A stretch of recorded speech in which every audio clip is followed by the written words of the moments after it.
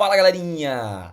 Estamos aqui de novo, professor Salsicha mais uma vez, com mais uma resolução da prova de Química e agora uma prova de transferência interna, prova de 2024.1 da transferência da parte de biológicas, tá bom galerinha? Que serve sim como base de estudo também para a resolução de provas de vestibular da UFT, tá bom? O FNT. Uma vez que essas provas de transferência interna, elas têm um conteúdo que muitas vezes coincide com o conteúdo cobrado também na prova de vestibular. Beleza, galera? Então, mais uma vez com vocês.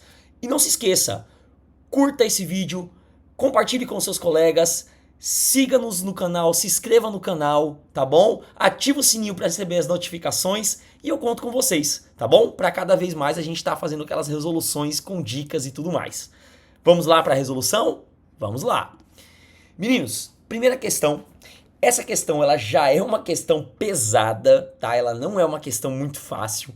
Tem aí muito conteúdo vinculado a ela, tá bom? Questões de equilíbrio, questões de pH, quando envolve isso com titulação, não são questões simples de fazer. Geralmente tem interpretação, tem conteúdo, então assim, foca, presta atenção porque a gente vai fazer ela bem detalhadazinha.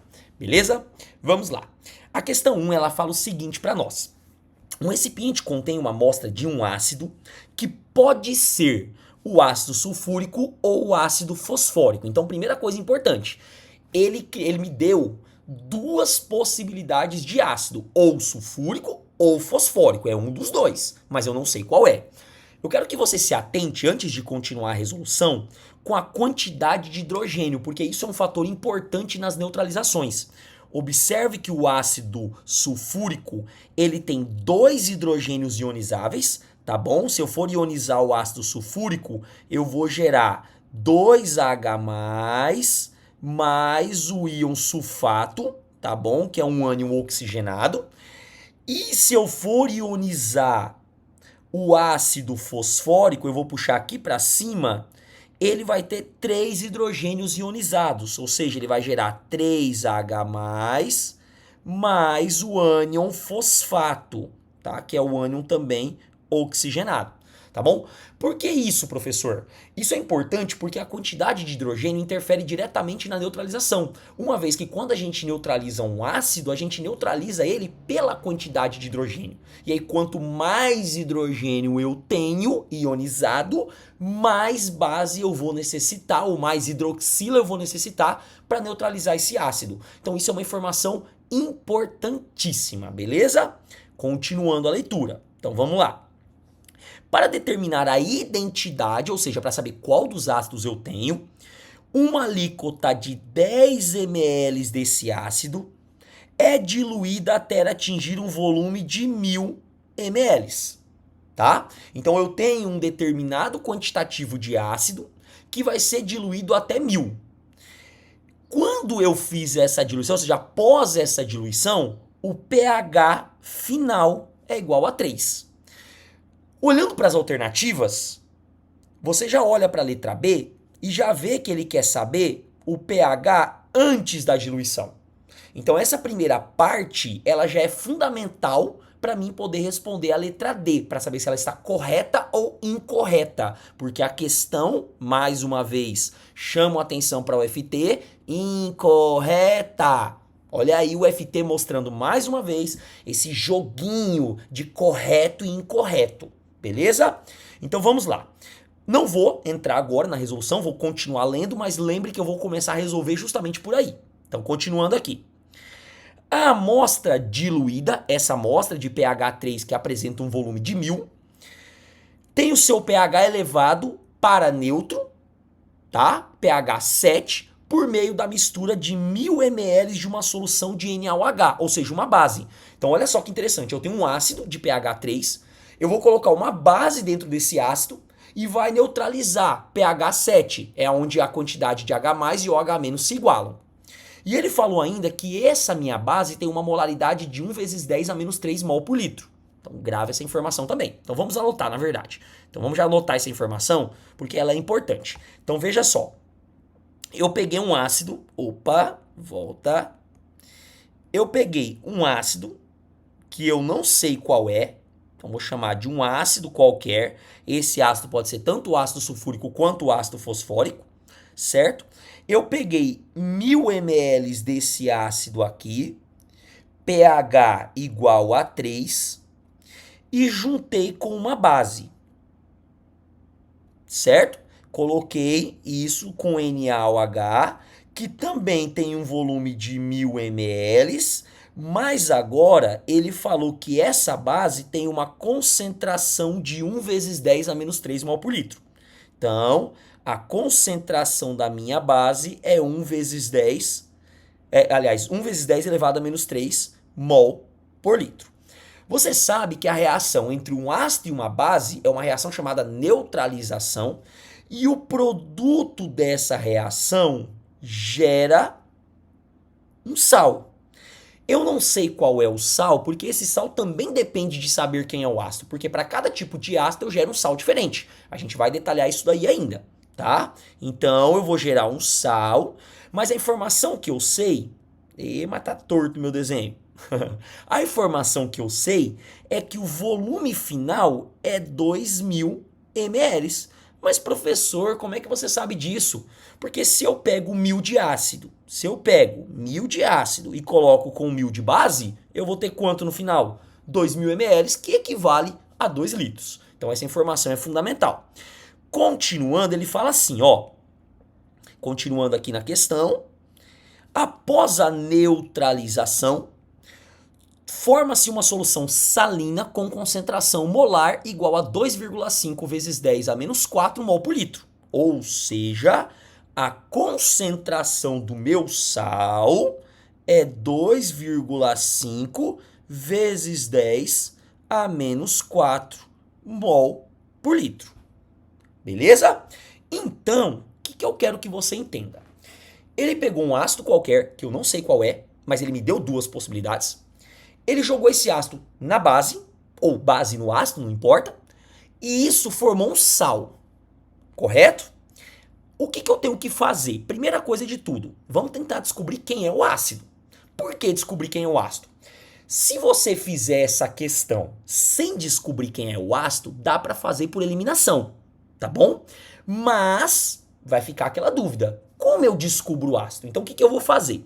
Eu vou começar a resolução pelo método mais difícil, que é descobrindo quem é o ácido, para poder, depois disso, descobrir quem é o sal, e aí, obviamente, analisar as alternativas. Só que você vai perceber que depois que eu fizer todo esse processo e analisar as alternativas, tinha como fazer ela por eliminação, sem descobrir quem é o sal e, obviamente, a partir de não descobrir também quem é o ácido. Combinado? Mas como aqui a gente está para aprender, eu vou começar do jeito certo, que é aquele onde eu vou ter que descobrir quem é o ácido. Então vamos lá. Primeiro, você entendeu de onde eu achei todas essas informações? Professor, mas onde é que você achou isso tudo que você anotou? Tudo está localizado no enunciado da questão. pH 3, volume final após a diluição do ácido, concentração da base, concentração do sal final depois de todo esse processo de mistura. E os volumes, obviamente, também estão na questão. Tá, vamos apagar esse excesso de informação para não atrapalhar. Vamos lá. Quem é o ácido? Então vamos lá. Primeira coisa que eu vou fazer é relembrar aquela fórmula, aquela esquemazinho de reação que vocês conhecem lá da neutralização. Ácido mais base vai formar sal mais água. Aí vamos lembrar agora da regra geral. Qual que é a regra geral? O ácido é um HA, quer dizer, um hidrogênio ligado a um ânion. A base é COH. O que significa isso? Um cátion ligado à hidroxila. O sal, ele é formado pelo cátion da base e pelo ânion do ácido, certo? Então, quando eu pego o cátion da base mais o ânion do ácido, eu vou formar o meu sal, certo? Deixa eu só fazer aqui na corzinha vermelha, eu vou formar o meu sal, certo? Quando eu pego o hidrogênio mais a hidroxila, eu vou formar exatamente quem? A molécula de água, correto? Bom, depois que eu entendo isso, uma outra coisa que eu quero que você observa é o seguinte. O hidrogênio neutraliza a hidroxila, correto? Então eu vou chamar de X, eu vou colocar aqui, ó, o X é a quantidade de hidrogênio que eu tenho e o Y é a quantidade de hidroxila que eu tenho, correto? Aí o que acontece? Eu já sei quem é a minha base, que é o NaOH. Então o que eu vou fazer? Eu vou escrever de novo agora essa reação, só que agora substituindo o que eu já tenho. Então o ácido eu ainda não tenho, tá bom? Que eu vou chamar de HXA, mais a base NaOH, e isso vai formar quem? Um sal mais água, correto? A água aqui para mim é a carta fora do baralho, eu não vou me importar com ela. Agora eu quero que você preste muito atenção aqui. Por que prestar muita atenção? Eu quero que você entenda que a quantidade de hidrogênio que eu tenho precisa ser a mesma quantidade de hidroxila que eu tenho para neutralizar. E para isso entra o balanceamento. Você já percebeu que pelas duas possibilidades que eu tenho na questão, ou esse ácido é um H2SO4, ou seja, 2 hidrogênios, ou esse ácido é um H3PO4, ou seja, 3 hidrogênios. Então, a quantidade de hidrogênio que eu tenho aqui, eu preciso colocar ela aqui para neutralizar, para formar o sal. Por quê? Se eu tenho 2 hidrogênios, eu preciso de 2 hidroxilas. Como cada base está gerando uma hidroxila, então eu vou precisar de X quantidade de hidrogênio para neutralizar com a base. Ou seja, vou dar um exemplo. Se eu tivesse 2 hidrogênios aqui, eu precisaria de 2 NaOH, porque 2 NaOH geraria 2 hidroxilas. Se eu tivesse 3 hidrogênios aqui, eu precisaria de 3 NaOHs para poder ter 3 hidroxilas, uma vez que cada NaOH está gerando uma hidroxila. E por que eu estou fazendo isso? Para formar 1 mol de sal, que é o que a gente sempre forma na neutralização. 1 mol de sal. Beleza? Então, eu tenho uma relação. Qual é a relação? Eu sei que X NaOH, X mol de NaOH, vai formar 1 mol de sal. Correto? O que eu vou fazer? Quando eu volto para cá, vocês concordam comigo que eu tendo o volume e a concentração, eu consigo descobrir o número de mols do sal? Consequentemente, se eu tenho o número de mols do sal, e a mesma coisa aqui na base, se eu tenho o volume e eu tenho a concentração, eu também tenho o número de mols da minha base. E se eu tenho o número de mols da minha base, eu consigo jogar aqui e descobrir quantos mols de NaOH eu vou ter. Descobrindo a quantidade de mols de NaOH que eu vou ter, automaticamente eu descubro qual é a quantidade de hidrogênio que eu tenho na fórmula do meu ácido. Feito isso, eu descubro se é 2 ou 3, ou seja, se é o ácido sulfúrico ou o ácido fosfórico. Então vamos lá. Fazendo a continha aqui para descobrir a quantidade em mols, concentração molar é o número de mols sobre volume. Portanto, se eu for isolar o número de mols é igual a concentração vezes volume. Um pequeno detalhe, observem que eu coloquei o volume lá em ml, porque era 1000 mais 1000, eu já somei e deu 2000. Eu vou pegar esse volume aqui e vou passar para litros, porque a concentração está em litros. A mesma coisa eu vou fazer aqui, ó, 1000 ml, 1 litro. Lembrando que cada litro é 1000 ml, ok? Então vamos lá. Vamos descobrir o meu número de mols. Então, o número de mols do meu sal é igual à concentração, que é 2,5 vezes 10 a menos 4, multiplicado pelo volume, que é 2. Número de mols do meu sal vai ser igual a 2 vezes 2,5, 5 vezes 10 elevado a menos 4 mol. Pronto. Descobri o número de mols do meu sal após a neutralização. Agora vamos descobrir a quantidade em mol da base também. Então, o número de mols da base é igual a concentração molar vezes volume, correto? Número de mols da base é igual a 1 vezes 10 a menos 3 vezes 1. Número de mols da base é igual a 1 vezes 10 a menos 3. Então, pronto. Também descobri a quantidade mol da base. Agora eu vou lá na estequiometria de novo. Então volta aqui para a estequiometria. Se eu sei que X mol de NaOH forma 1 mol do sal, e se eu sei que para cada 1 vezes 10 a menos 3 mol de base, eu neutralizo e formo 5 vezes 10 a menos 4 mol, eu posso fazer uma regra de 3. Então eu vou botar a quantidade de mol do sal embaixo do sal e a quantidade de mol da base embaixo da base. E agora eu vou fazer a minha regra de 3. Vamos lá.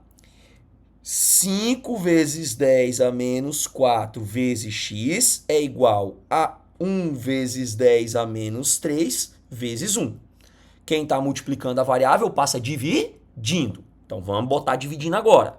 X vai ser igual a 1 vezes 10 a menos 3 dividido por 5 vezes 10 a menos 4.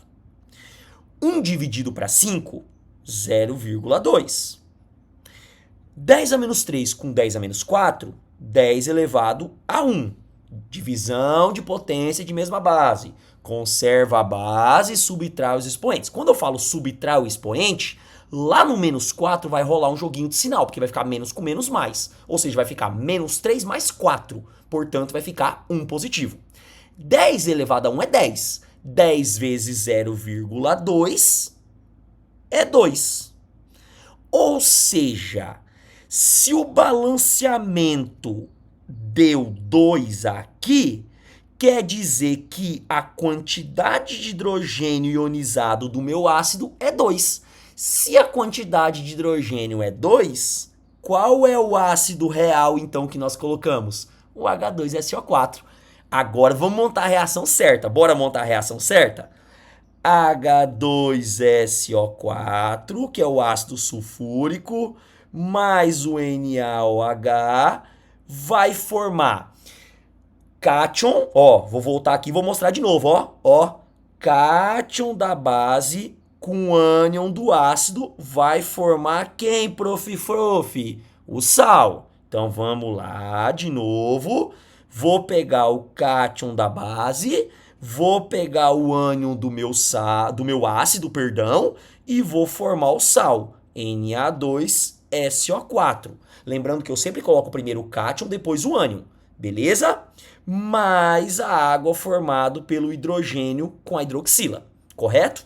E aí, pelo balanceamento, se eu tenho 2 sódios aqui, eu tenho 2 sódios aqui. Então, olha só, um ácido com 2 bases forma um sal, e aí a água também tem que balancear. A minha água aqui também vai ficar 2, beleza? Deixa eu só conferir aqui. 2 lá, 2, 4. Perfeito, então tá balanceado, beleza? Você pode usar a regrinha do macho para balancear essa questão, tá bom, galerinha? Então, eu já sei quem é o sal, eu já sei quem é o ácido, fazendo toda essa relaçãozinha aqui de informação, beleza? Agora eu vou para as alternativas e vamos verificar qual é o pedido. Então, vamos lá. Letra A. O sal formado é um eletrólito. Professor, o que é um eletrólito? Eletrólito é quem conduz corrente elétrica. E para conduzir corrente elétrica eu tenho que ter íon, porque o elétron não tem rabinho, o elétron não sai nadando. O elétron depende do íon dentro da solução e esse íon vai fazer uma ponte, ele vai levar o elétron de uma extremidade para outra, movimentando o elétron, eu tenho corrente elétrica. E aí se a solução tem corrente elétrica, é um eletrólito. E aí o que acontece? Para ser eletrólito, eu preciso ter íon. Adivinha, os sais, eles são formados por cátions e ânions. Cátion e ânion, quando é colocado em solução, se dissocia, formando íons. Então, sim, o sal formado é um eletrólito. Como ele quer a incorreta, a letra A não é uma resposta. Então, letra A está correta, vamos para a letra B. A massa molar do sal que se forma após a reação de neutralização é 164. Então, usando os valores de massa molar que foram dados na questão, ou, claro, se ele não der massa molar, ele teria que dar a tabela periódica, eu vou lá no sal formado, tá aqui o sal formado, e nós vamos calcular a massa molar. Então vamos lá. Vou ensinar a calcular passo a passo. Como eu prometi, eu ia fazer devagar. Então, NaSO. O que eu fiz? Eu primeiro identifiquei quem são os elementos. Depois, eu tenho 2 sódios, 1 enxofre e 4 oxigênios na fórmula do sulfato de sódio. A massa molar do sódio é 23, a massa molar do enxofre é 32, a massa molar do oxigênio é 16. Massa molar não, desculpa, massa atômica. Então a massa atômica do sódio é 23, a massa atômica do enxofre é 32 e a massa atômica do oxigênio é 16. Professor, onde é que o senhor achou isso, professor? Tá na questão, lá no dado, ó o dado da questão falando das massas aqui, ou tem tabela periódica numa prova, caso não tenha dado. Então, voltando, bora fazer a conta de matemática. 2 vezes 40, 23, olha eu entregando a resposta, 46. 1 vezes 32, eu faço 32. Agora vocês fazem 4 vezes 16, 64. Boa! E agora eu vou somar. 64, vamos lá. 6 com 2, 8. 8 com 4, 12. Sobe 1.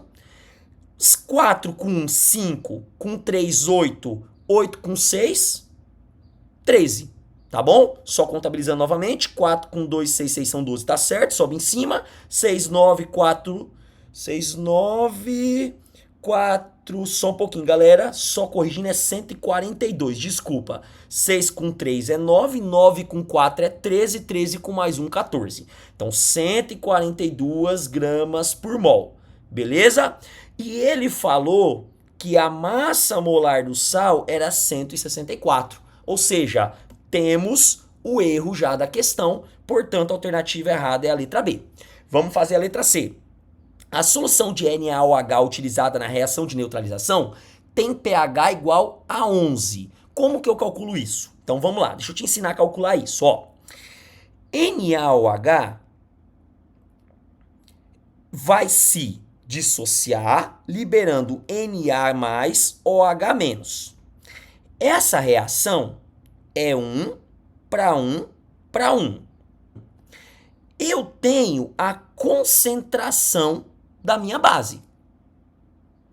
Então, se eu sei que a concentração é 10 elevado a menos 3 mol por litro, e se eu sei que é 1 para 1 para 1, aqui também é 10 a menos 3, aqui também é 10 a menos 3. Pronto. Eu tenho a concentração da minha hidroxila. Então, a concentração da minha hidroxila é igual a 10 elevado a menos 3 mol por litro. E aí você pode usar 2 caminhos. Caminho 1, vou fazer de 2 jeitos. Você sabe que lá no equilíbrio da água, concentração de hidrogênio multiplicado pela concentração de hidroxila tem que ser igual a 10 elevado a menos 14. Que é a constante de ionização da água, Kw. Então, H+, vezes o OH-, que é 10 a menos 3, é igual a 10 a menos 14. Portanto, eu não vou fazer aprofundar essa matemática, eu já vou dar o resultado. Então, H+, 10 elevado a menos 11. Correto? Que eu passei lá o 10 a menos 3 multiplicando, passei dividindo. Se o H+ é 10 a menos 11, aí vou dar um macetezinho. pH é igual a 11. Uai, professor, como é que você chegou a essa conclusão? Você pode aplicar o logaritmo, que é o correto, ou você pode gravar o seguinte. Se o número que acompanha a notação é 1, se o número que acompanha a notação é 1, então você pode pegar o expoente positivo. No caso aí é 11. Vou dar um exemplo. Se fosse 10 a menos 7, pH 7. Se fosse 10 a menos 6, pH 6. Se fosse 10 a menos 10, pH 10. Se fosse 10 a menos 11, pH 11. Ok? Então, pH 11, a letra C está correta. O outro caminho que eu poderia fazer foi o seguinte. Se OH é 10 a menos 3, então o POH é igual a 3. Eu sei que pH mais POH é igual a 14. Então, pH mais 3 é igual a 14, pH é igual a 11. Observem que eu tenho 2 caminhos diferentes para chegar no mesmo resultado. Ou usando concentração, ou usando o potencial. Você que define o que fica melhor para você. Beleza? Então, A letra C, correta, pH 11. Perfeito. E a letra D fala assim: antes da diluição, a amostra de ácido tinha pH igual a 1. Como é que eu chego nesse resultado? Então vamos lá. Vou voltar para o início da questão. O volume inicial era 10 ml. Eu não sei qual é a concentração do hidrogênio para saber qual é o pH. Mas eu sei que depois de diluir para 1000 adicionando-se água, o pH é 3. Agora eu queria chamar a atenção de vocês aqui. Vou voltar lá para baixo e vou chamar de novo a atenção para o macete que eu acabei de colocar. Se a concentração é 10 elevado a menos 11, o pH é 11, então se o pH é 3, a concentração é 10 elevado a menos 3. Ou seja, é o inverso, perceberam? Então eu vim nessa questão daqui para cá, se eu fizer o contrário, dá certo também.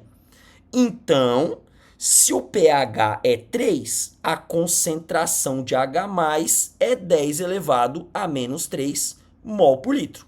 Ou seja, eu tenho a concentração e o volume final e tenho o volume inicial que é 10 ml. Dá para descobrir a concentração inicial, não dá? Descobrindo a concentração inicial, dá para calcular o pH antes da diluição. Vamos lá. A fórmula da diluição, nossa, eu gastei o espaço todinho. Oh, coisa boa, eu gosto de resolver questão é desse jeito.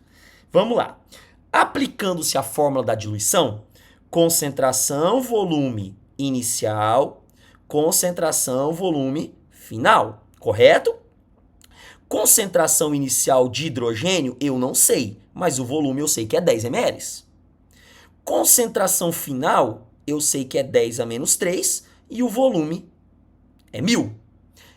Concentração inicial é igual a 10 a menos 3 vezes 1000 dividido por 10, correto? Aqui é matemática, pode fazer do jeito que vocês acharem melhor. 1000 é 10 ao cubo. 10 é 10 elevado a 1, concorda? Então a gente pode fazer a matemática assim, ó. 10 a menos 3 corta com 10 ao cubo, ou seja, aqui no numerador vai ficar 1. 1 dividido para 10. 1 dividido para 10, 0,1, que é a mesma coisa de 10 elevado a menos 1, mol por litro. Isso daqui é a concentração inicial de hidrogênio. Aí aplica-se, ó, a regrinha que eu acabei de ensinar. Se a concentração inicial de hidrogênio é 10 elevado a menos 1, então o pH inicial é igual a quanto? 1. Ou seja, a letra D também está correta. Então só a letra B que está errada. O que eu falei no início? Lembra que eu falei que você não precisava fazer toda essa conta que eu fiz aqui? Tem essa conta que eu fiz aqui na lateral, ó. Tá vendo tudo essa conta aqui? Você não precisava ter feito isso se você quisesse fazer por eliminação. Por quê? Aplicando a fórmula da diluição, você matava a letra D. Correto? Usando o NaOH, você descobria o pH de NaOH. Correto? E sabendo que todo sal é eletrólito, a letra A você matava também. Então, no final, a letra B acabava saindo por eliminação. Mas pelo menos agora, eu tenho consciência que vocês sabem fazer essa questão por questão, item por item. Beleza, galerinha? Questãozinha demorada, mas ela foi muito importante para a gente revisar muita coisa. Bora para a próxima questão? Bora para a próxima questão. Questão 2. Mais uma vez, uma questão do FT anulada. E mais uma vez, uma questão de cinética. Eu venho respondendo nos últimos vídeos várias questões de cinética química. Olha o padrão de prova. Cuidado. Professor, tá anulada, passa pra frente. Passo não. Você vai aprender a fazer do jeito certo e aí as alternativas que não vai ter, a gente vai criar uma letra E para essa UFT agora. Então vamos lá. A questão ela dá uma reação genérica A mais B formando AB, e ela fala assim, ó. Para se estudar a cinética da reação, realizam-se alguns experimentos demonstrados na tabela a seguir. Então ele deu a tabelinha que vocês já conhecem, que a gente já fez pelo menos umas 2 questões delas aqui nos vídeos. Em relação ao valor da constante de velocidade, assinar a alternativa correta. Então vamos lá. Como é que eu descubro a constante? Primeiro, para mim descobrir a constante, eu tenho que descobrir qual é a fórmula da lei da velocidade. Você sabe que a lei da velocidade é igual a K, concentração do primeiro reagente, multiplicado pela concentração do segundo reagente. Ou como eu falei nos vídeos anteriores, produto entre a concentração dos reagentes elevado aos seus coeficientes. Esses coeficientes é que a gente vai usar a tabela para descobrir. Então vamos lá. Vamos procurar na tabela alguém que é constante e o outro variável. Então vamos lá, ó. Observe que no experimento 1 e no experimento 2, o A ele é constante e o B é variável. Portanto, tudo que acontecer na velocidade é responsabilidade de B. O B dobrou, não dobrou? Mas a velocidade, ela continuou o quê? Constante. Eu acabei de falar em um outro vídeo anterior que todas as vezes que um reagente mudar e a velocidade não mudar, quer dizer que esse reagente é elevado a zero, ou seja, ele não afeta a velocidade. Tudo bem? Agora vamos descobrir o valor do expoente do A. Como é que eu faço para descobrir o valor do A? Eu vou fazer o mesmo esquema, procurar um A variável e o B constante, porque o B agora não pode alterar. Então, observe o experimento 1 e o experimento 4. O B é constante, mas o A, ele dobrou.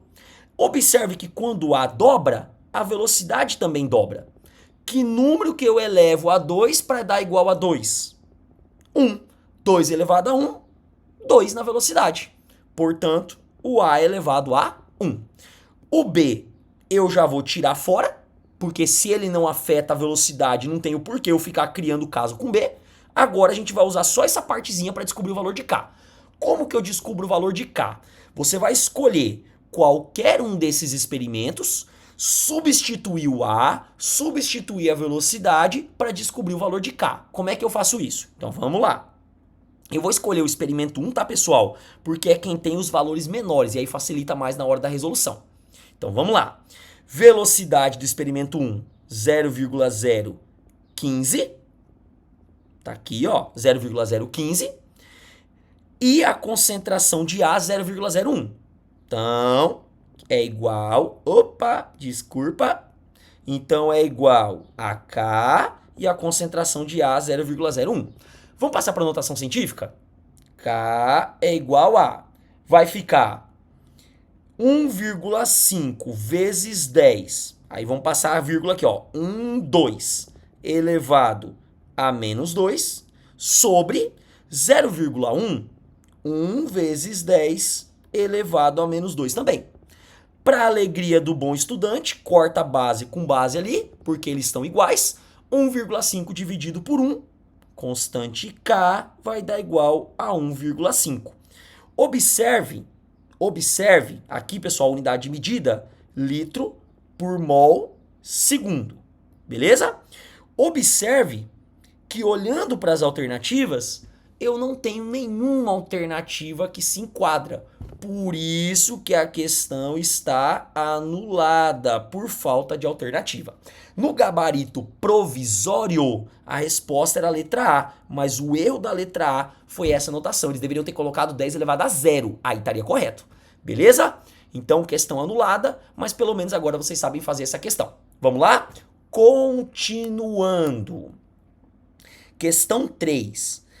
Questão 3 é uma questão que fala de energia livre de Gibbs e deslocamento de equilíbrio. Eu quero chamar a atenção de vocês de novo para a energia livre de Gibbs. Lá no vídeo de 2023.1, eu publiquei na descrição um resumo feito por mim sobre a energia de Gibbs versus ΔH e entropia. Então dá uma olhadinha lá, esse resumo vai ajudar bastante você a entender a energia livre de Gibbs por uma vez por toda.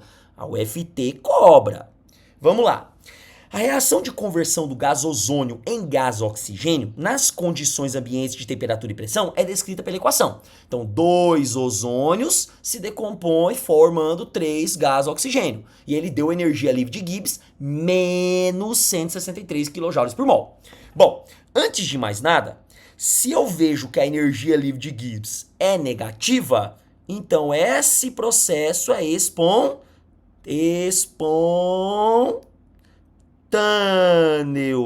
tá? Processo espontâneo, beleza? Porque toda vez que a energia de Gibbs for negativa, o processo é espontâneo, beleza? Bom, assinale a alternativa incorreta. Então, letra A. A reação ocorre de forma espontânea à temperatura ambiente? Verdadeiro, porque a energia de Gibbs é negativa, correto? A pressão final será maior do que a pressão inicial? Pessoal, olha a quantidade de matéria. 2 mols iniciais, 3 mols finais. A quantidade de matéria, ela é proporcional à pressão. Quanto maior a quantidade de matéria produzida, formada, maior é a quantidade de partículas, maior é a quantidade de partículas que vão gerar força, e força é relativa à pressão, porque pressão é força sobre área. Portanto, se eu tenho mais matéria no produto, eu tenho mais pressão. Então tá correto dizer que a pressão final... Por que eu falei produto? Porque o produto é o final. Então a pressão final é maior do que a pressão inicial, que é o reagente. Correto? Letra C. Não ocorre variação do NOx durante a reação? Também está correto. Olha só. Toda substância simples tem NOx igual a zero. Tá bom? Toda substância simples tem NOx igual a zero. Então observe que o oxigênio ele não tem variação de NOx inicial e final. Por isso que a letra C está correta. Só quero chamar a atenção de vocês para uma coisa. Quando eu falo que toda substância simples tem NOx igual a zero, eu estou considerando que essa substância simples não tem carga. Porque, vamos lá, tem uma diferença.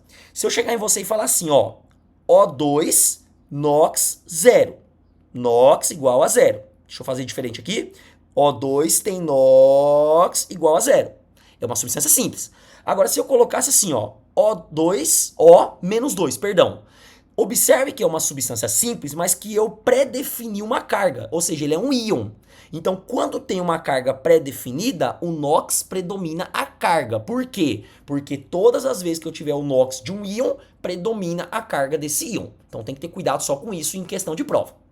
Letra D.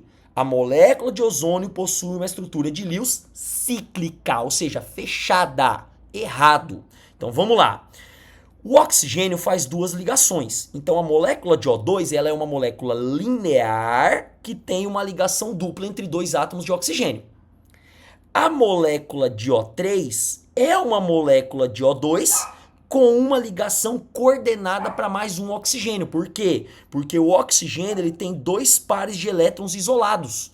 E aí um desses pares de elétrons isolados vai fazer uma ligação coordenada com outro oxigênio.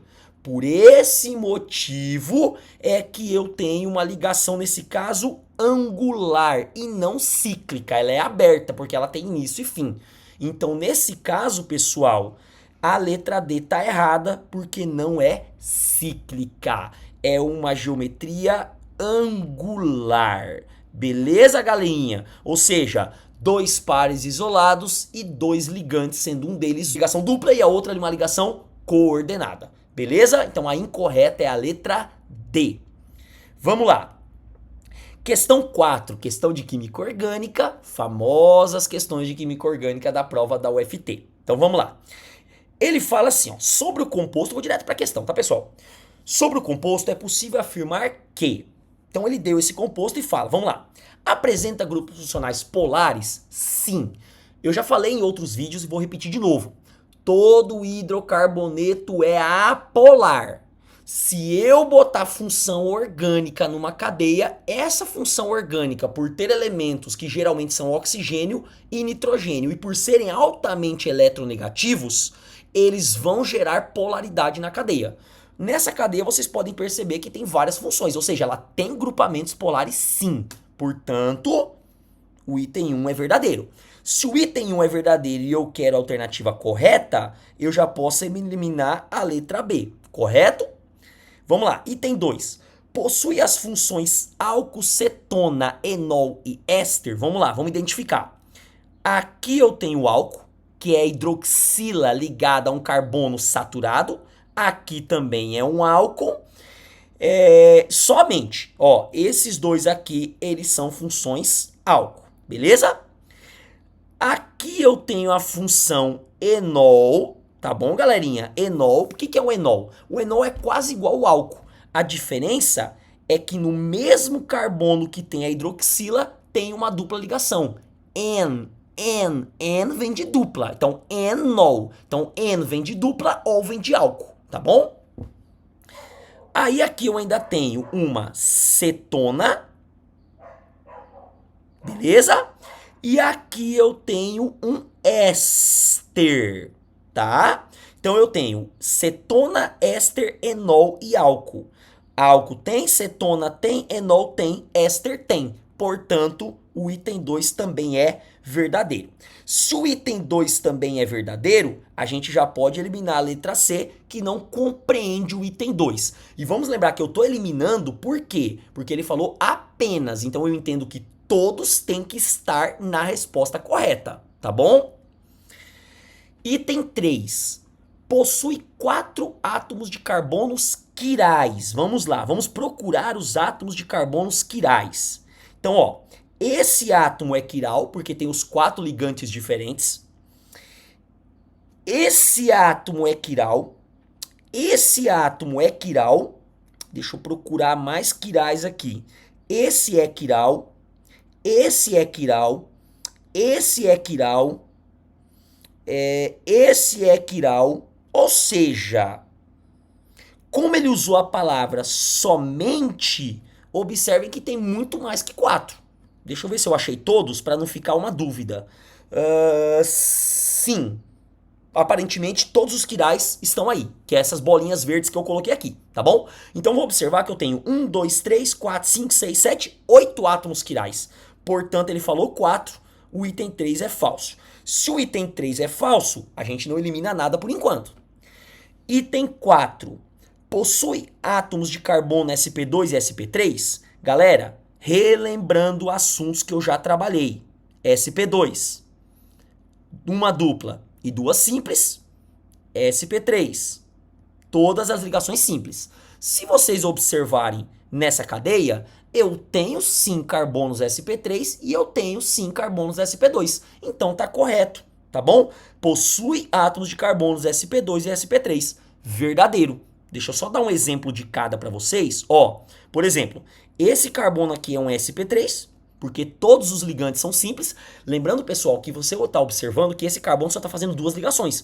Porque, na verdade, os outros 2 ligantes é com hidrogênio. Aí sempre a gente costuma usar aquela frase assim, ó. Completa com hidrogênio. Beleza? E aqui, por exemplo, ó, bem aqui eu tenho um carbono sp2. Aqui também eu tenho outro carbono sp2. Aqui eu tenho outro sp2, aqui eu tenho outro, aqui eu tenho outro, aqui eu tenho outro, aqui eu tenho outro, aqui eu tenho outro. Quase que eu esqueço dos carbonos sp2. Então todos esses carbonos que eu pontuei são sp2, com exceção daquele que é sp3 e os demais que eu nem pontuei, mas que também são sp3, tá bom? Se o item 4 está certo, a letra D é a resposta correta, porque a letra A não compreende a afirmativa 4. E para finalizar, a afirmativa 5 é um composto aromático, galera. Não é um composto aromático. Isso é um cuidado que vocês têm que ter. Aromático, ele tem que ter as 3 ligações em forma de alternância, uma sim, uma não, uma sim, uma não, que as provas ainda podem colocar aquela bolinha no meio. Pode observar que aqui é um ciclo, aqui é um ciclo, aqui é um ciclo, aqui é um ciclo e aqui também é um ciclo. Observe que esse último até poderia confundir vocês, ó, achando que seria um aromático, mas ele não é aromático porque não tem a outra dupla ligação aqui. Portanto, não. Esse composto aqui não é aromático, falso. Ou seja, a alternativa D, 1, 2 e 4, correta. Beleza? Vamos para a questão 5. A questão 5 ela fala o seguinte. A decomposição térmica do óxido de mercúrio 2 produz mercúrio metálico e gás oxigênio de acordo com a equação. Uma amostra de óxido de mercúrio 2 é aquecida até a decomposição e o gás produzido é recuperado, obtendo-se um volume de 112 ml nas condições normais de temperatura e pressão. Pessoal, não é obrigatório dar essa informação. Às vezes a prova dá, outras não. Condições normais de temperatura e pressão, CNTP. O volume molar na CNTP é 22,4 litros por mol. Essa informação tem que saber de cabeça. Então vamos lá, continuando. Ele deu os dados, né? Ele fala assim, ó. Considere que o gás possui um comportamento ideal. Sobre essa reação, assinale a alternativa incorreta. Observe que essa prova está predominantemente incorreta. Letra A.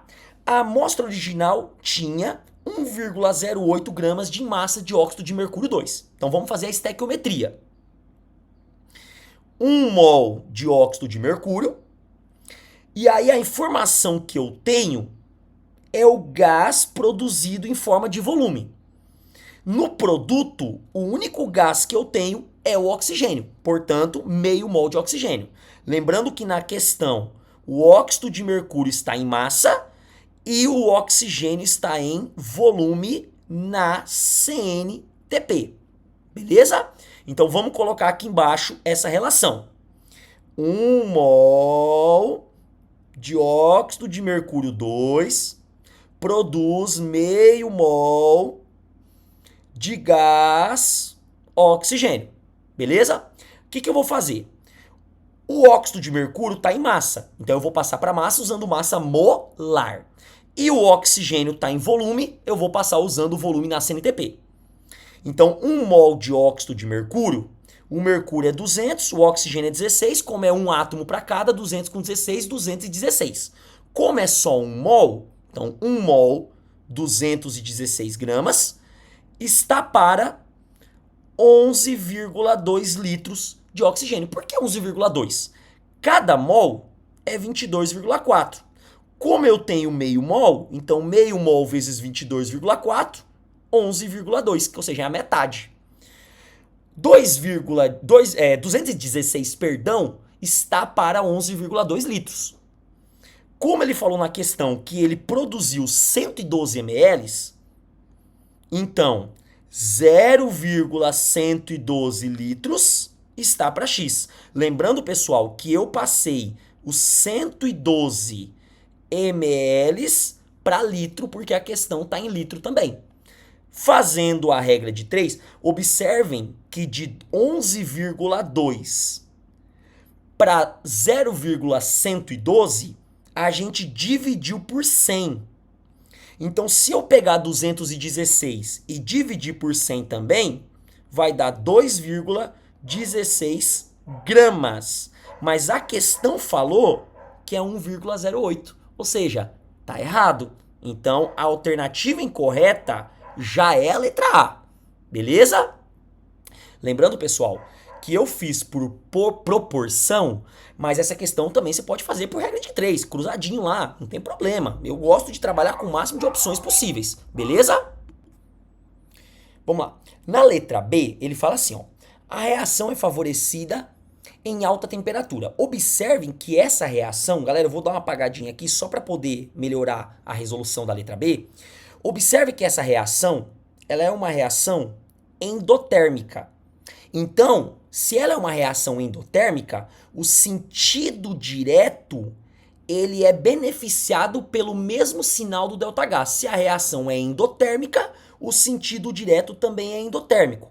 Endotérmico quer dizer que a reação ela é beneficiada a altas temperaturas. Se fosse exotérmico, seria baixas temperaturas. Mas como é endo, alta temperatura. Ou seja, a letra B está correta. Mas como ele quer a incorreta, não é a letra B. Letra C. O mercúrio é um metal de transição? Aí, nesse caso, você teria que fazer a distribuição eletrônica e verificar a terminação do mercúrio, tá? Se o mercúrio terminar em D, quer dizer que ele é sim um elemento de transição. Tá, vamos lá, só relembrar aqui para vocês, olhando para a tabela periódica, a tabela periódica ela é dividida em subníveis. Então aqui eu tenho o subnível S, aqui eu tenho o subnível P, aqui eu tenho o subnível D e aqui embaixo o F. Aí você tem que lembrar o seguinte, o subnível S e o subnível P são chamados representativos. O subnível D, que é onde o mercúrio termina, transição. Transição. Ou transição externa. A palavra externa ela não é obrigatória. E o F, transição, aí é obrigatório falar, interna. Beleza, galerinha? Como que eu faço isso, professor? Distribuição eletrônica, tá bom? Aí nesse caso você teria que recorrer à tabela periódica, pegar o número atômico do mercúrio, fazer a distribuição e aí o último que termina, que é o subnível mais energético, ele que determina essa finalização na tabela periódica. No caso, a letra C tá correta também. E para finalizar, a letra D, o mercúrio sofre o mercúrio sofre redução. Aí vamos lá. Vamos calcular o NOx do mercúrio. Vou apagar essa parte aqui que a gente já explicou e vamos calcular o NOx do mercúrio. Aí aqui, ó, o oxigênio vale 2 menos, ele é fixo. Obviamente o mercúrio vale 2 mais, porque tem que zerar no final. E aqui o mercúrio é zero porque é substância simples. Eu acabei de falar na questão anterior. Então observe que o NOx do mercúrio, ele está indo de 2 positivo para 0. Então ele está sofrendo uma redução. Vou dar uma dica para vocês. Toda vez que o NOx aumenta, a gente oxida. Toda vez que o NOx diminui, a gente reduz. Aí vamos lembrar o seguinte, quem oxida é o agente redutor. Quem reduz é o agente oxidante. Beleza, galerinha? Então, só para poder deixar isso daí bem fixado. Como o NOx do mercúrio está indo de 2 para 0, ou seja, está diminuindo, ele está sofrendo redução, que é exatamente o que está falando na letra D, que também está correta. Portanto, a incorreta, por causa da estequiometria, é a letra A. Beleza, galerinha? Bora para a próxima? Vamos para a próxima. Nessa questão 6, observe que ela foi anulada e eu vou te falar o porquê que ela foi anulada. Eu vou te mostrar o erro. Eu até copiei errado para mostrar isso para vocês. O erro dela foi um erro de formatação. Ele começou o item 1 aonde deveria ser o item 2. Na verdade, o item 1 na questão é esse daqui, ó. Eles erraram na hora de formatar, por isso que ela foi anulada. Aí o item 2, item 3, item 4 e o item 5. Por isso que nas alternativas tem item 5, mas na questão terminava no item 4. Como a gente descobriu onde é que está errada, eu vou fingir que ela não está anulada e vou fingir que a gente vai responder ela completo para vocês aprenderem também. Então vamos lá. Item 1, na minha anotação, a hibridização de todos os carbonos do naftaleno e do ácido benzoico é sp2, enquanto todos os carbonos da sacarose são sp3. Vamos lá. Eu já falei lá na questão, lá em cima, que sp2 é quando tem dupla e simples. Então, se eu for analisar, no naftaleno todos os carbonos têm dupla e simples, todos eles são sp2. No ácido benzoico também, todos os carbonos são dupla e simples, então todos têm sp2. E observe que na sacarose, todos os carbonos são ligações simples, então todos eles são sp3. Então está correto.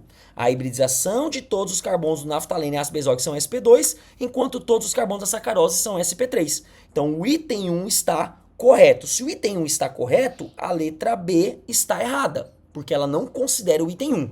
E como a questão quer a correta, a letra B já estaria errada. Item 2. Na molécula de sacarose estão presentes as funções aldeído e cetona. Então vamos lá na sacarose, vamos procurar. Na sacarose não tem aldeído e não tem cetona, porque a cetona é carbonila, C-O, e aldeído é na extremidade C-OH, e nem dupla eu tenho na sacarose. Se eu não tenho nem dupla na sacarose, o item 2 já é falso. Então ele já está errado. Então a gente já pode desconsiderar o item 2. E a letra A e a letra C já vai-se embora porque considera o item 2. Portanto, até agora a letra C, está correta.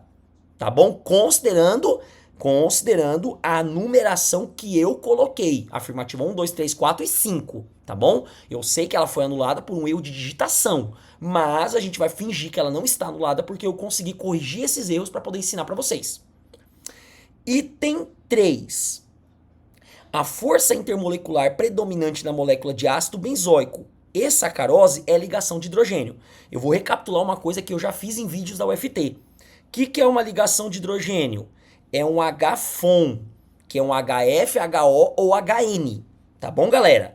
Então observe que tanto no ácido benzoico quanto na molécula de sacarose, e na sacarose tem até muito mais, pode perceber que tem HO. Se tem HO, tem ligação de hidrogênio. Quando ele fala predominante, é que pode existir outras ligações, mas a mais intensa é a que predomina, que no caso é a ligação de hidrogênio. Portanto, o item 3 é verdadeiro, beleza? Item 4, naftaleno é um hidrocarboneto, tá correto, ele é um hidrocarboneto porque só tem carbono e hidrogênio. O ácido benzoico é um ácido carboxílico, tá correto, é um ácido carboxílico, tá bom? E a sacarose é um carboidrato, tá correto também, a sacarose também é um carboidrato, tá bom? Então está correto o item 4 também.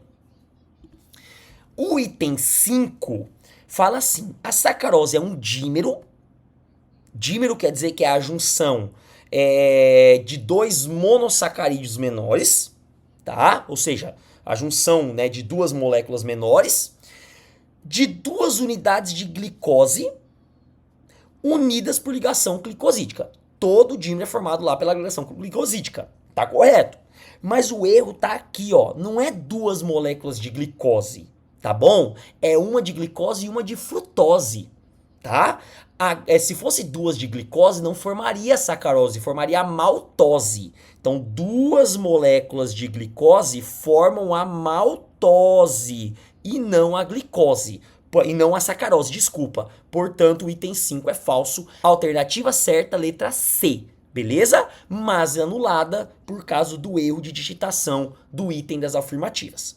Correto? Vamos para a próxima? Questão 7.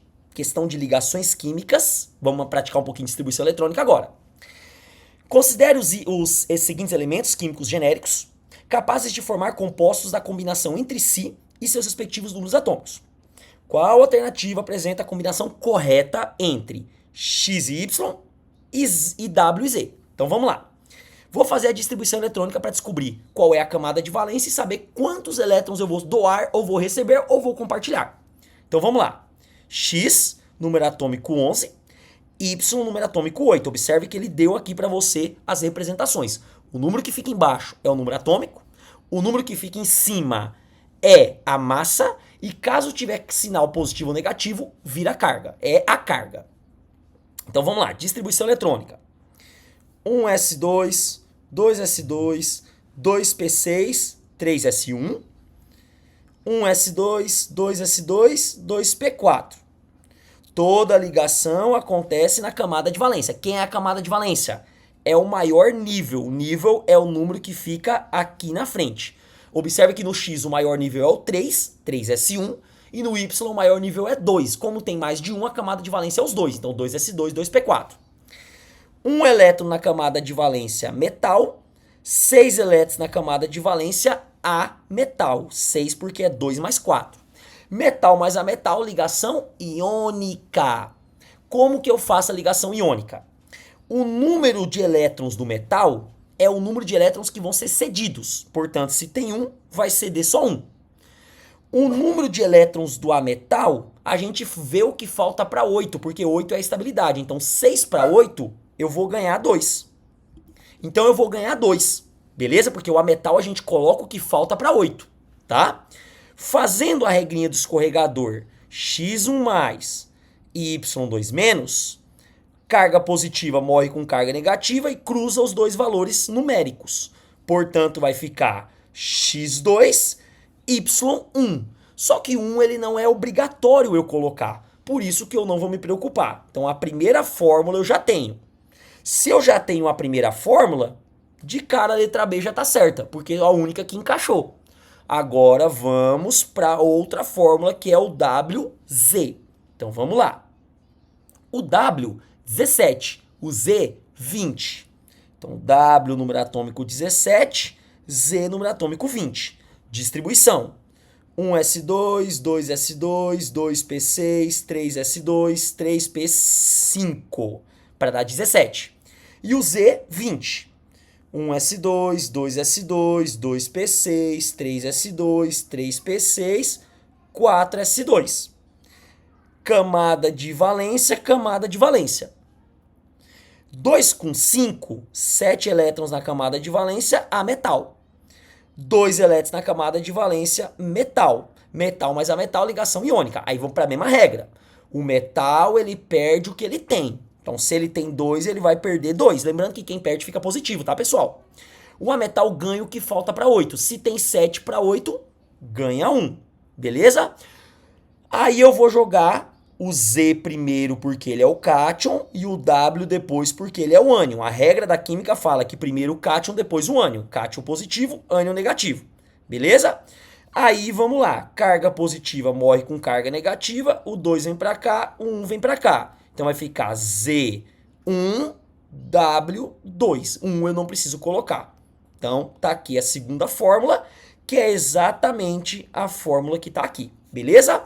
Antes de eu finalizar essa questão, deixa eu só dar uma revisada rapidinho para vocês. Metal, 1, 2 e 3 elétrons na camada de valência. Ametal, 5, 6, 7 na camada de valência. Elétrons na camada de valência. Gás nobre, 8 elétrons na camada de valência. E o hélio também é um gás nobre, apesar de ser um S2. Tá bom? Opa, aqui, pronto. O hélio também é um gás nobre, apesar de ser um S2. E os elementos terminados em 4 elétrons na camada de valência, se for o carbono ou o silício, é ametal. Se for o resto dos elementos terminados em 4 na camada de valência, é metal. Beleza? Isso é um resuminho simples para tentar ajudar você. Tem exceção? Claro que tem exceção. Tem muita exceçãozinha aí no meio. Mas esse é o mais simples para você entender por que eu classifiquei a metal, metal, aqui também, metal a metal. Beleza? Então, a alternativa certa, letra B. Bora para frente que para trás fica o concorrente. Última questão, questão 8. Questão de eletroquímica que fala o seguinte. Vamos lá. A célula de hidrogênio e oxigênio usada no ônibus espacial é chamada de célula a combustível alcalina, porque o transporte iônico é feito por um meio alcalino, ou seja, um meio básico. Aí ele deu a semi-reação 1 e 2 e ele fala assim, ó, no meio ácido é usado, se o meio ácido é usado, tem-se as seguintes semi-reações. Aí ele deu as semi-reações 3 e 4. Então a 1 e 2 é meio alcalino, 3 e 4 é meio ácido.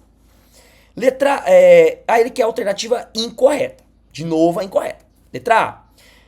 A reação global das duas células é 2H2 mais O2 formando 2H2O. Então vamos lá. Equação global. Primeiro, para mim fazer a equação global, os elétrons precisam estar em lados opostos. Observe que eles estão. Um está no reagente, o outro está no produto. Então está em lados opostos, está correto? Aí você vai cortar. Para isso o elétron tem que estar na mesma quantidade, que também está na mesma quantidade. Então elétron corta com elétron. Observe que 4 potássios corta com 4 potássios. Observe que 4 hidróxidos de potássio corta com 4 hidróxidos de potássio. Aí o que é que sobrou? 2 hidrogênios mais o oxigênio formando. Agora vamos lá. 2 águas no reagente e 4 águas do produto subtrai. 2 menos 4 sobra 2 e predomina o lado do maior, que no caso é o produto. Então observe que a primeira equação está exatamente igual com a alternativa A. Agora vamos para a segunda. Mesmo caso, elétron e lados opostos na mesma quantidade, corta elétron com elétron, corta 4/3 de íon fosfato com 4/3 de íon fosfato, corta 4/3 de ácido fosfórico com 4/3 de ácido fosfórico, sobrou o quê? 2 hidrogênios mais oxigênio, formando 2 moléculas de água. Também está correto. Então observe que a letra A é exatamente a equação global das duas, do meio ácido e do meio básico. Letra B. O oxigênio é um agente oxidante e o hidrogênio é um agente redutor em ambas células. Então vamos lá. Eu vou apagar tudo isso daqui que a gente fez, tá, galera? Vou apagar tudo isso daqui para não ficar muito poluído. E agora vamos verificar quem é o agente redutor e quem é o agente oxidante. Para isso, eu tenho que calcular o NOx, tá bom? Então, eu vou ser um pouco mais direto para ganhar tempo. Depois vocês calculem os NOx de todos, mas eu vou já direto na resposta. Oxigênio 0, oxigênio menos 2. Então, observe que o oxigênio, o valor do NOx do oxigênio, ele está diminuindo. Se o NOx está diminuindo, ele sofre redução. Se ele sofre redução, então ele é o agente oxidante. certo? O agente, perdão, oxidante. Beleza?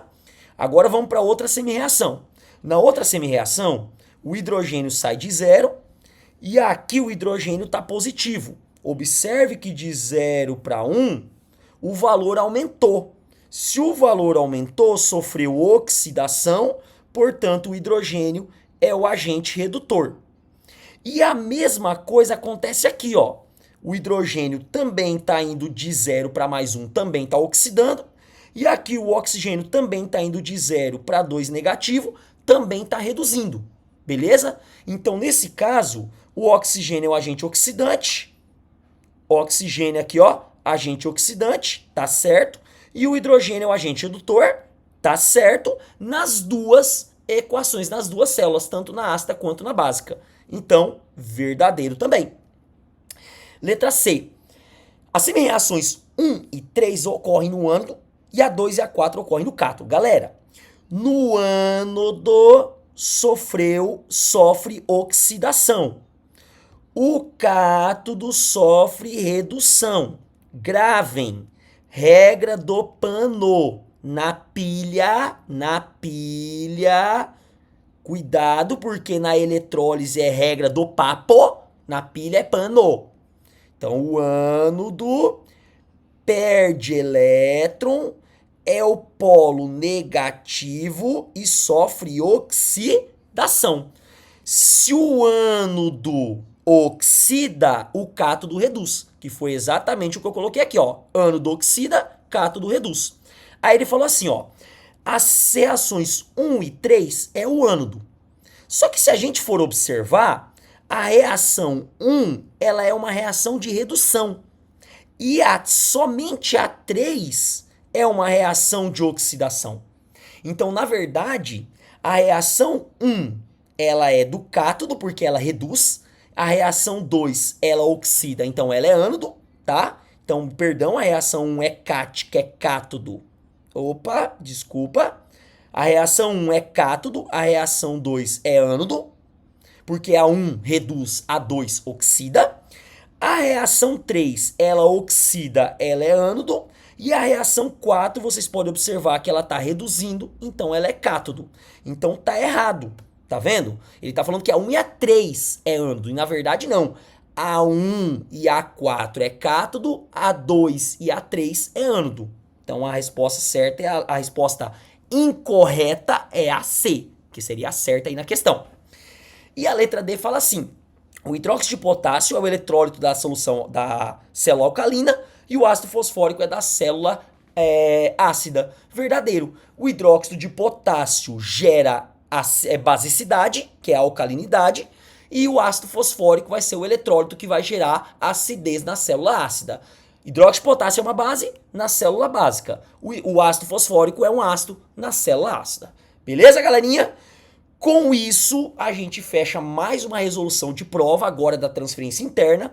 Observem que é uma prova que tem questões mais técnicas, algumas questões de nível bem maior do que a prova de vestibular tradicional. Claro que isso também vai variar muito do ano para ano, banca para banca, enfim, isso é normal, tá bom? Mas eu acredito que com essa resolução a gente conseguiu ter aí um trabalho detalhista das questões. Espero que vocês tenham entendido. Não se esqueça de compartilhar com seus colegas. Não se esqueça de se inscrever no nosso canal. Não se esqueça de deixar o seu joinha. Isso ajuda bastante a gente estar continuando, sempre intensificando mais resoluções. E não se esqueça, tá bom? O meu objetivo é a sua aprovação, tá bom? O seu sonho, ele é a minha conquista. Beleza, galerinha? Espero que eu tenha ajudado. Um abraço, um beijão do professor Salsicha e até a próxima resolução. Valeu, galera!